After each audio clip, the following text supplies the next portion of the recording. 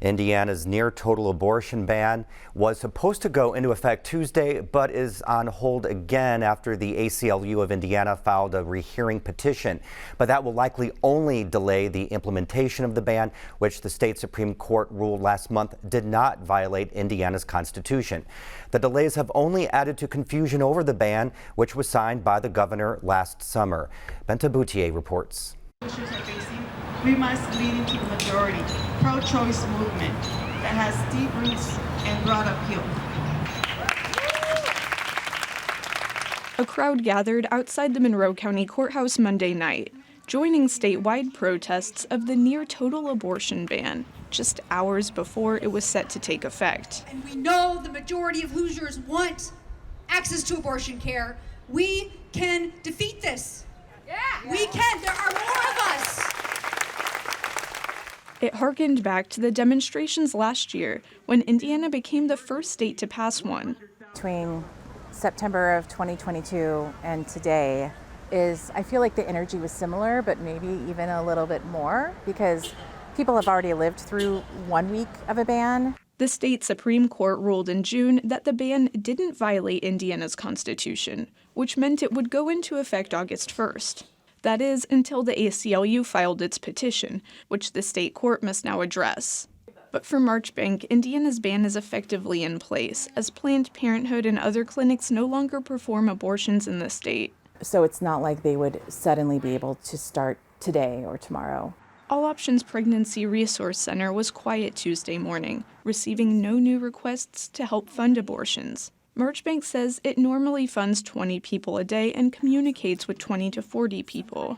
The numbers have definitely dropped way down starting yesterday. And that may just be people aren't sure that they can contact us or what their options are. She's not surprised. Calls dropped off briefly last year when the ban passed. And now All Options won't be funding anyone to come get abortions in Indiana, which made up about 10% of its clients before.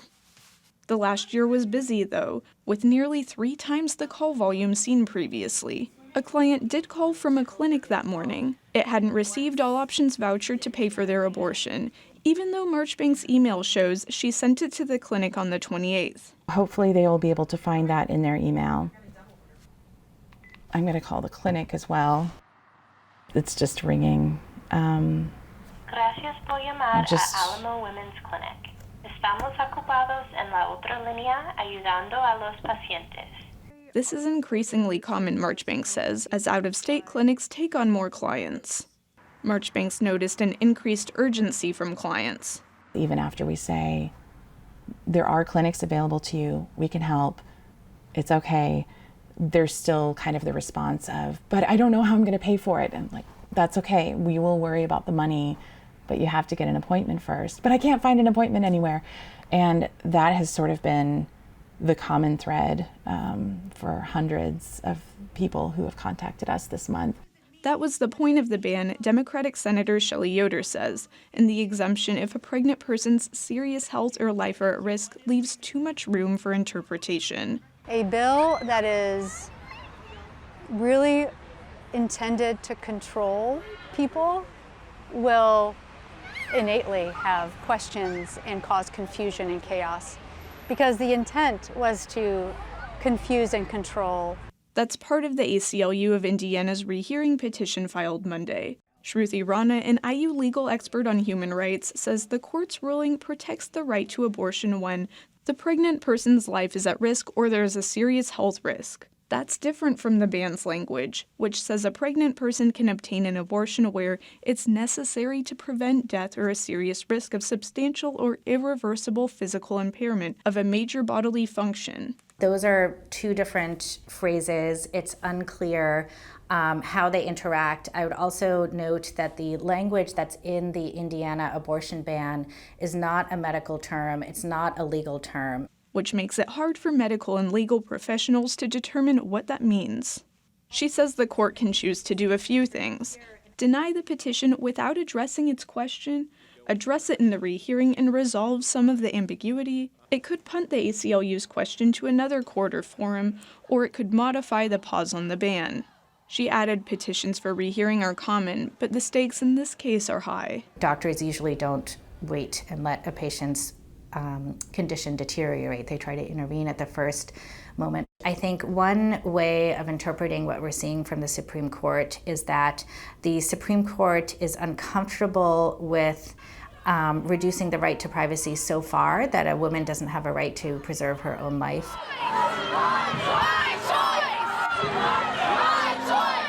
Marchbank is in limbo now, waiting to hear with everyone else what comes from the petition for rehearing. But she wants people to know her organization is still open and serving clients. Together, we will get Hoosiers the support they need today and keep fighting for the future we all deserve. For Indiana News Desk, I'm Ben Taboutier. Additionally, city government through the Now, another lawsuit challenging the ban, claiming the law infringes on the plaintiff's deeply held religious beliefs, will be heard in December. We're joined now by Indiana Public Broadcasting State House reporter Brandon Smith for more on issues surrounding the impending abortion ban. Welcome to the show, Brandon. Thank you, Joe. So when it finally goes into effect, almost all abortions in the state will be banned. Now, you spoke with the doctor about what impact that will have on residents. What did she have to say? Well, the most obvious impact will be on maternal and infant mortality, two areas where Indiana is already among the worst in the country. Now, we've seen studies that estimate maternal mortality will increase by 17% in states with broad abortion bans, with a 33% increase in the Black community. And Dr. Katie McHugh said the ban's effects go beyond just pregnant people. When people who are pregnant cannot function, cannot work, they are busy taking care of families that they did not have the control to expand when they were ready, the entire family structure suffers and all members of the community are impacted. As we said, the ban has been paused as litigation continues. Are abortions still being performed in the state?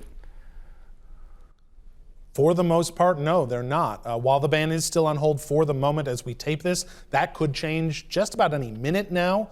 And Regional Planned Parenthood CEO Rebecca Gibron explained why her clinic stopped providing abortions on August 1st. And it's not patient-centered care to try to have patients navigate through this chaos and turbulence at the whims of extreme lawmakers. Other abortion clinics have done the same, while hospitals are saying they're only providing abortions that fit within the ban's narrow exceptions. So, Brandon, what kind of impact might the ban have on the future of medicine in the state? Well, likely nothing good. A quarter of Indiana counties are what are called maternity care deserts, meaning they have no hospital or birthing care centers. And young doctors, like second-year resident Rick Henderson, say the ban is making them hesitant to stay in Indiana. It's the direct result of the state legislation introducing fear into our medical practices. So, Brandon, what's the next for the ban? More lawsuits? Almost certainly, yes. The Supreme Court's ruling effectively invited further litigation as providers and advocates try to determine exactly what's allowed under the ban. All right, Brandon, thank you very much. Appreciate your coverage on this.